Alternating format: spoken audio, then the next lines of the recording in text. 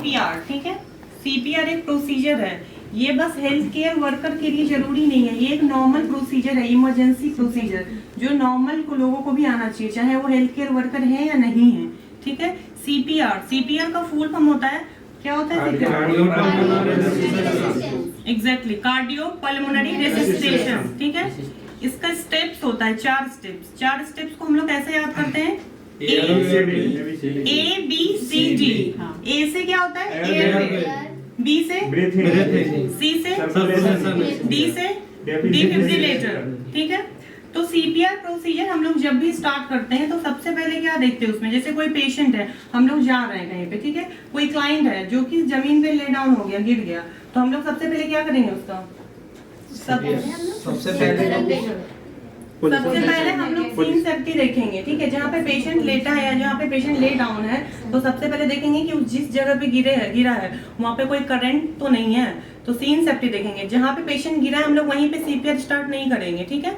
सबसे पहले पेशेंट को एक स्टेबल पोजीशन में, स्टेबल प्लेस पे लेटाएंगे, ठीक है। उसके बाद हम लोग 3 फिंगर से हम लोग कहाँ का पल्स चेक करेंगे? Carotid pulse. Carotid pulse left side भी कर सकते हैं, राइट साइड। अगर तुम पेशेंट के राइट साइड हो तो जरूरी नहीं है कि लेफ्ट साइड जाके चेक करना, अगर राइट साइड हो तो 3 फिंगर से हम लोग यहाँ पे चेक करेंगे।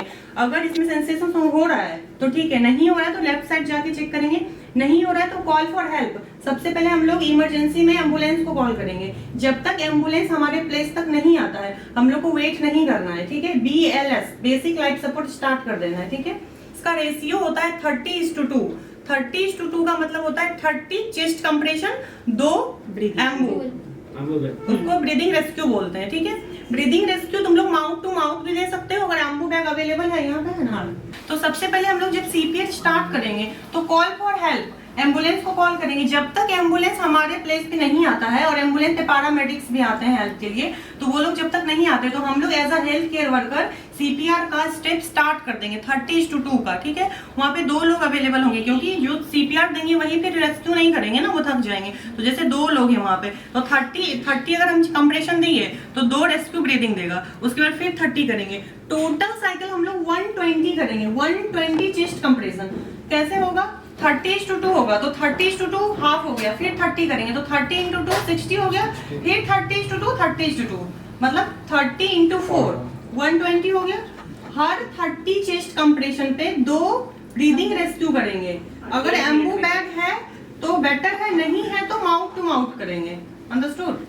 तो सबसे पहले पेशेंट लेटा, पेशेंट फीट आ गया, गिर गया वो, ठीक है। हम लोग जाएंगे यहाँ पे इसका कैरोटिड पल्स पे चेक करेंगे, ठीक है। पेशेंट को कुछ सेंसेशन नहीं हो रहा है, कुछ सेंसेशन नहीं हो रहा है। एयरवे चेक किए, कुछ सेंसेशन नहीं हुआ, ब्रीदिंग नहीं आ रहा है। उसके बाद हम लोग क्या करेंगे, इसको 2 फिंगर से टैप करके पूछेंगे are you okay, are you, इसका नाम पता है तो मिस्टर, जैसे राम नाम है, Mister Ram are you okay, Mister Ram are you okay. अगर ये कुछ रिस्पॉन्स नहीं कर रहा है then call for ambulance and we should start CPR. जो हमारा डोमिनेंट हैंड है, तुम्हारा डोमिनेंट हैंड कौन सा है? जिस हाथ से तुम खाते हो, जो तुम्हारा वर्किंग हैंड है, ठीक है। तो मेरा डोमिनेंट हैंड राइट है, किसी का लेफ्ट भी होगा जो लेफ्ट हैंड से लिखते हैं, ठीक है। तो जो हमारा राइट हैंड है, 2 चेस्ट के बीच में स्टर्नम होता है हमारा, ठीक है, in between the chest sternum है हमारा। तो ये भी तुम लोग को याद रखना है, जब हम लोग सीपीआर करते हैं तो चेस्ट का जो कंप्रेशन है वो कितना होना चाहिए? 2 इंचेस होना चाहिए। ऐसा नहीं है कि सीपीआर स्टार्ट किया बस हम लोग दे रहे हैं, पेशेंट के अंदर कुछ फील नहीं हो रहा, मतलब 2 इंचेस डीप डाउन जाना है, ठीक है। तो जो हमारा डोमिनेंट हैंड है, 2 चेस्ट के बीच में स्टर्नम है, यहाँ पे डोमिनेंट हैंड डाले इसके ऊपर, ठीक है। पोजीशन जो हमारा होगा, पेशेंट अगर नीचे लेटा है तो घुटने के बल पे हम लोग लेटेंगे, अभी नीचे डेमोन्स्ट्रेट करके दिखाएंगे। और तुम्हारा जो लोअर बॉडी है वो नहीं हिलना चाहिए, अपर बॉडी तुम्हारा हिलेगा, ठीक है। लोअर बॉडी तुम्हारा बिल्कुल स्ट्रेट रहेगा। सीपीआर दोगे तो आवाज होना चाहिए, साउंड आना चाहिए, ठीक है, और 2 इंचेस डीप डाउन जाना चाहिए। तो जैसे हम कर रहे हैं 30, तो जो रेस्क्यू करेगा, ब्रीदिंग रेस्क्यू, वो काउंट करेगा, ठीक है।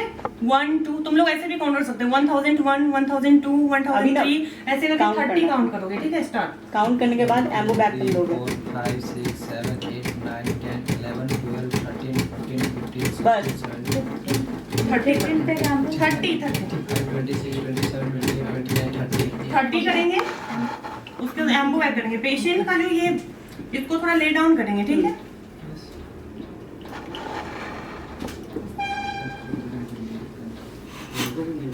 2 बार करेंगे, ठीक है। अगर एम्बोबैग नहीं है तो कैसे करेंगे, माउथ। इसका जो ये वाला एरिया है इसको थोड़ा अप करेंगे, ठीक है,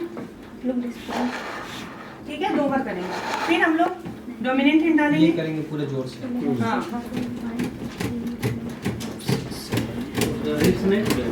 रीफ तो टूटता ही है सीपीआर में, जब तक रीफ नहीं टूटेगा तो सीपीआर का मतलब क्या है, रीफ तो टूटता ही है, ऑफ कोर्स।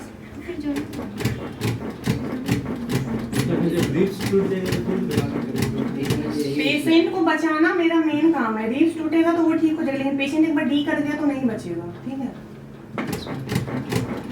तो 30 साइकिल करेंगे, 2 रेस्क्यू, फिर 30 साइकिल 2 रेस्क्यू। जब हमारा एक साइकिल कंप्लीट हो जाए मतलब 64 का, उसके बाद फिर इसको पूछेंगे आर यू ओके।